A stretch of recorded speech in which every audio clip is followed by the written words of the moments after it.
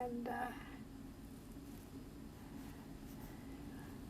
let's see, what else could I actually just wanted to take a step back for a quick second. You mentioned when you went to join the Red Cross, you had to go through a series of grueling tests. Mm-hmm. What were those tests like? What kind of information were they quizzing you on? Mostly that making sure that I wouldn't expect any special treatment if I was notified that one of my parents was gravely ill, and I wouldn't expect spontaneous transportation home. That I was equipped to be gone for a long period of time, and that I could deal with this. In other words, I wouldn't be homesick. And because I imagine there are some people that couldn't be gone that long a period. I was gone in all 2.5 years, and except for letters and occasional phone calls. Did they give you any briefing on what you were to do if you were captured or anything like that? Did they let you know that was a possibility? Oh yeah. We had, I can't think of what the term is, but in case of capture, we were given military. In fact, when I started, if I was captured, I would be treated like a second lieutenant in the Army or equivalent in the Navy. And when I got a promotion, then I would have been first lieutenant. But you see, I had had all my training in Washington and had my internship, and I was back outside the White House when VJ Day occurred.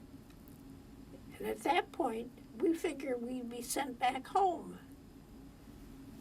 And instead of the fact that we were still needed during the occupation period.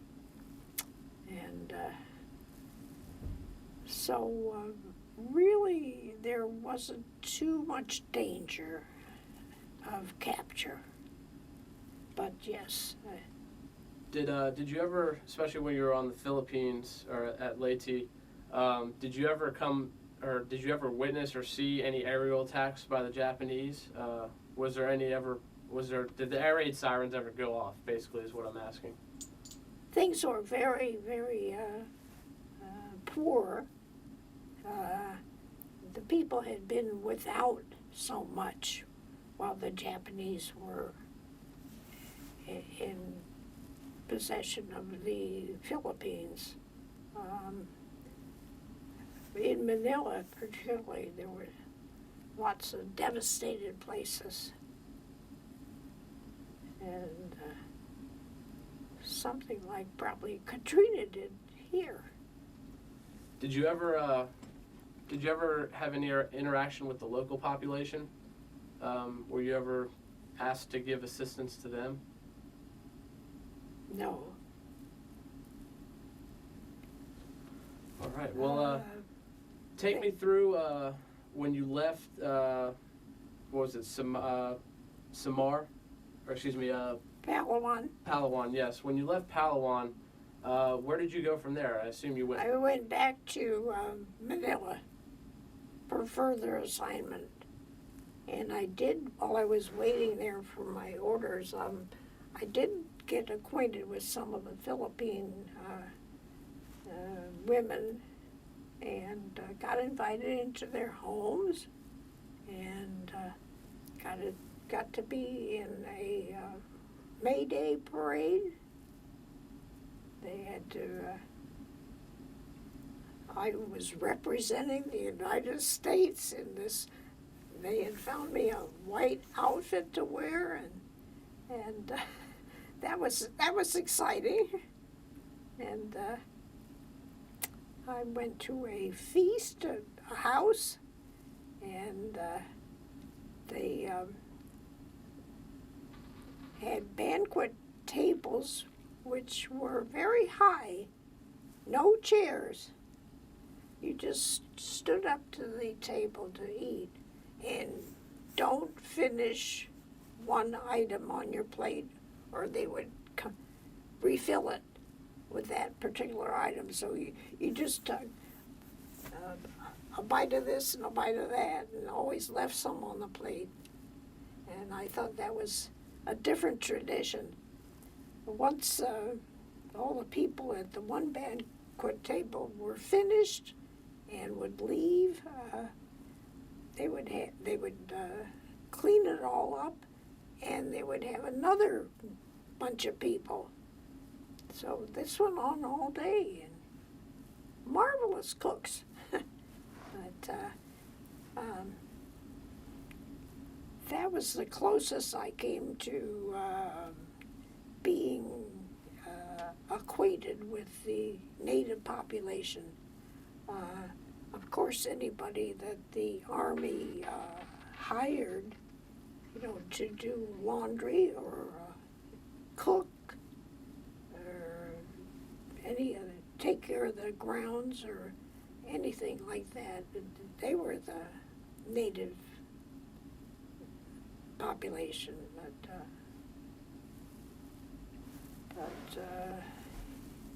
Yeah, except for in Manila, I didn't have any really close contact.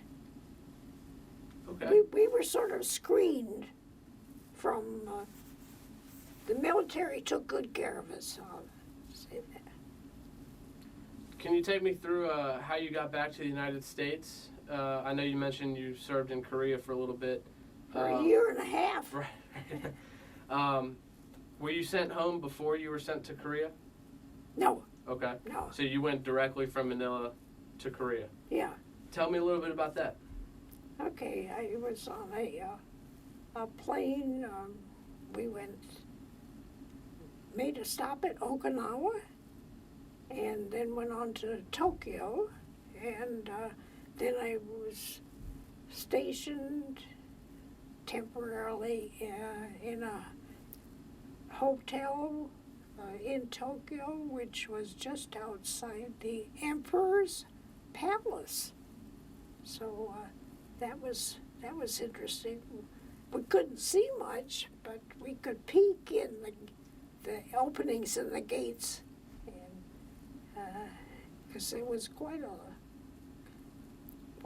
large area. This hotel I was stationed in, or billeted in Tokyo, had been bombed, I think. And I know for one thing, I was way up on a fourth or fifth floor, and the elevators weren't working, and they were ruined. But it was, I had, several days, and so if by 9 o'clock we hadn't received our orders, then we were free the rest of the day. So I took the train and went to several points of interest on the island. And let's see. Once I got my orders, then I was flown over to Seoul, Korea, and then I was sent to a replacement depot just outside of Seoul, a little town called Yeongdong-po, and it was an Army installation to which the servicemen reported and awaited orders and before the next assignment. So that's where I said that there might be 3,000 men come in. Their papers would be processed. We would have things for them to do, give them plenty of coffee and donuts. We would provide writing materials, books, cards, and if they were going to be there a few days, then we would sometimes be able to arrange trips for them into the countryside. See, the war was over, so it was safe to venture out of the compound. So that's where there might be 3,000 men for a few days and 2 Red Cross workers. And then they would be gone, and then another group would come in. And I had probably the most unusual experience in my whole Red Cross career was when one time I was serving coffee to one of the servicemen, and it was one of my former students. And he looked at me. He was as surprised to see me as I was to see him. And, Miss Bowker, what are you doing here? And he'd been one of my little troublemakers. He was, some 6 feet tall, but just had a big grin on his face. And he remembered that he had caused me some problems while I was teaching, but all that was behind us, and we were just happy to see each other.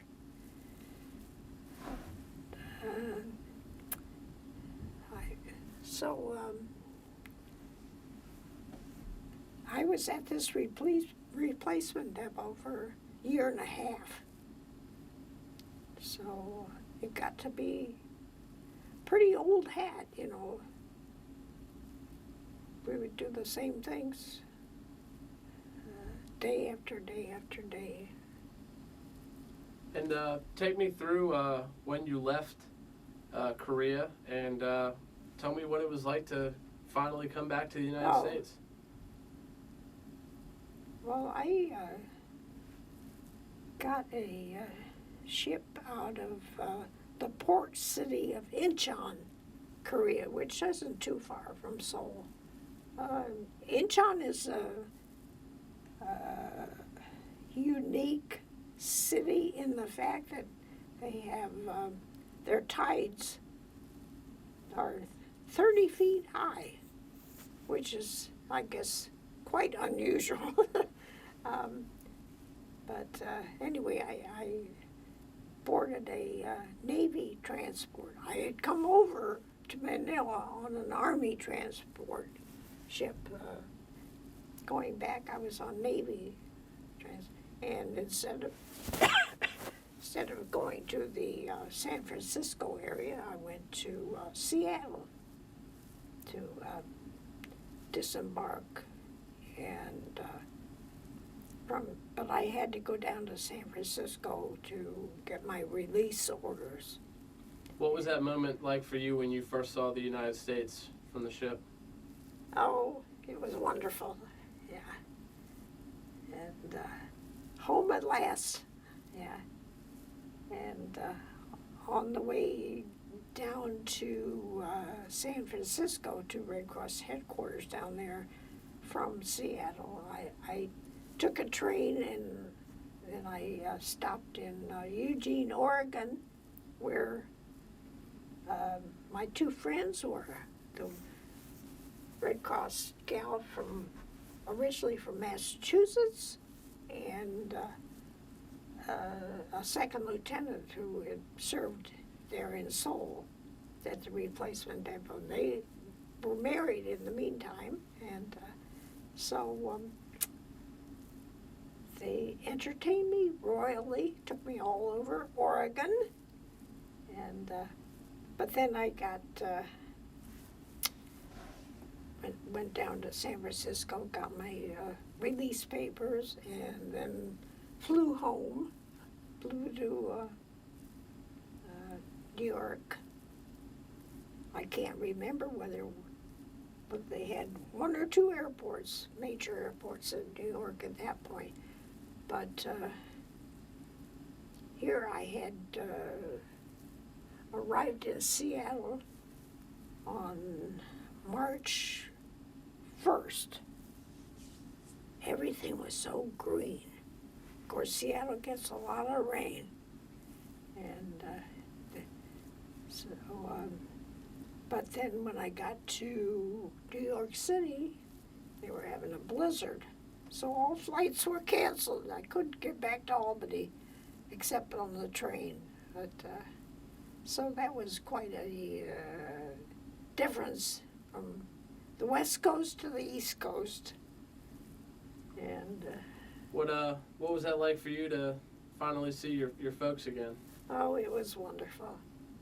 And yeah, but meanwhile, so many of my friends had gotten married or moved away, and so I had a little trouble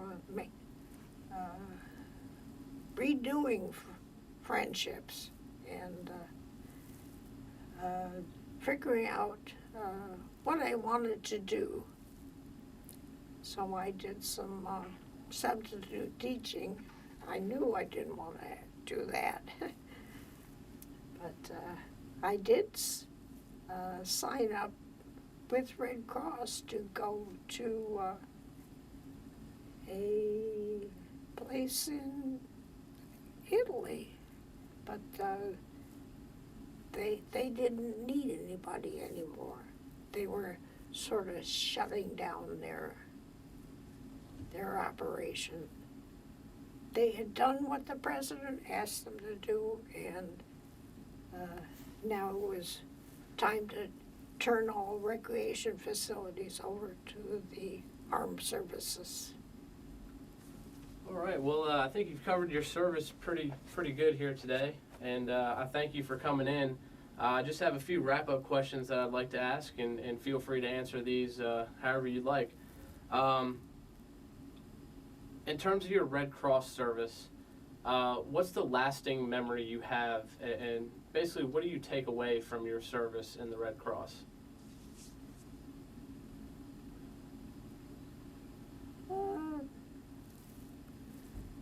I guess the fact that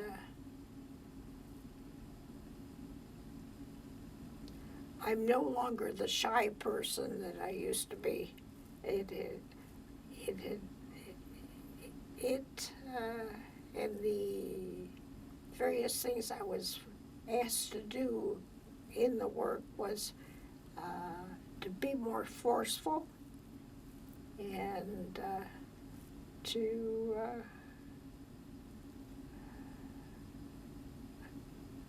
I think it improved my leadership skills and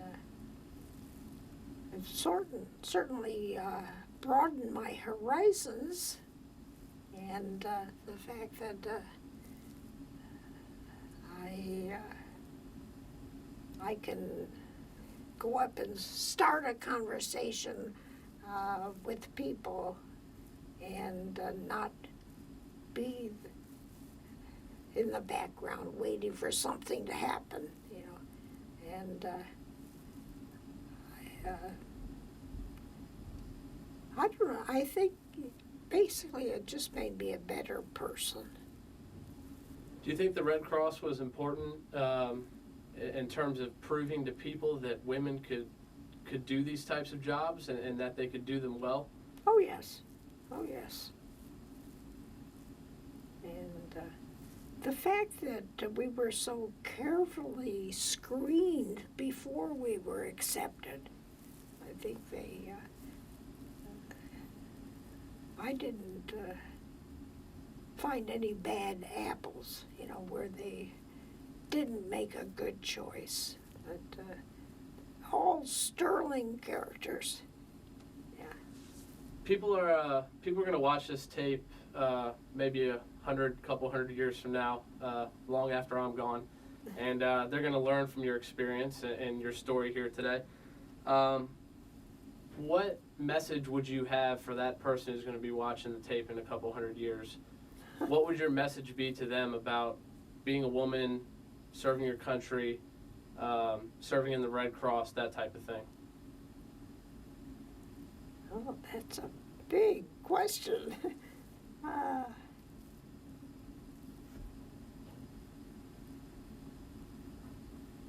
Well, kids, this is like it was in the olden days.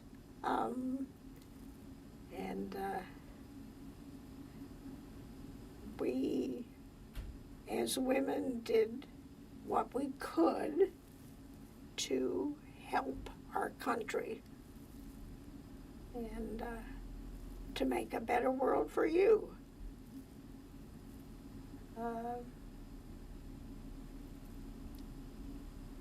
I hope this tape survives so that there will be something for them to see.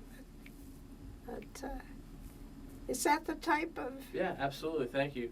Do you believe it's important that that children, especially middle school students and high school students today, do you believe it's important that they continue to learn about World War II? Yes. So many of them don't know anything about World War I or World War II. They learn up through Civil War, maybe. And they know more, at least I did when I was growing up. I knew more about the prehistoric times and the Middle Ages than I did the current war.